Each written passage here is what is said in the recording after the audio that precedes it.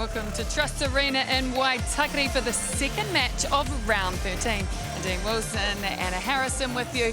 Well, Anna, it was Mystics versus Pulse, 1 versus 6, and it was Mystics that came away with the win. Very unexpected, wasn't it? Nobody would have been picking that, so it was really great finish for the Mystics and a lot to learn for the Pulse going into their final in 2 weeks' time. Absolutely, that final score was 60-54. A standout today, as she has been for the second half of the season, Grace Weki. That vision that they had into her and the ability for her to stand up against, Katrina Rore and Fitzpatrick. She really was a tower of strength. That sums it up for me. She was defenders are trying to push her off her line, so she's not holding under the post, but she did a great job ploughing up under the post as well. Maybe that's her high jumping ability coming in play there, but really strong in the air and held some great ground. Absolutely, some excellent feeding as well from Elisabetta Tuiava down the other end. Amelia Ann Ekanasio perhaps didn't have the statistics she wanted when it came to shooting stats, but her court craft was what stood out today. 100%, yeah. Shooting was low, but her ability to let the ball go, timing into the circle and the space that she used was on point.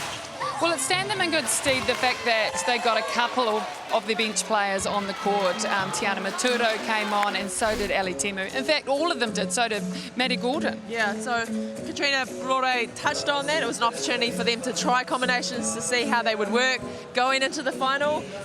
Assume that's true rather than they were trying new things because they were getting dominated. So it was a luxury that she had to be able to try all those, and they did. They came on well. They're young, and although they didn't win, it has been an opportunity for them to learn, and they'll go into the final hopefully stronger. Absolutely, just another opportunity. But it was that fourth quarter for the Mystics, wasn't it? They were up, they were then down by 3, but then they just came back with a hiss and a roar. Yeah, they got their tails up, the crowd got behind them, and there was some great play, some confidence on attack, letting that long ball go into Weki, but also Makale, and the defensive pressure that was put on the Pulse attackers really came into fold, and we saw some great ball gained.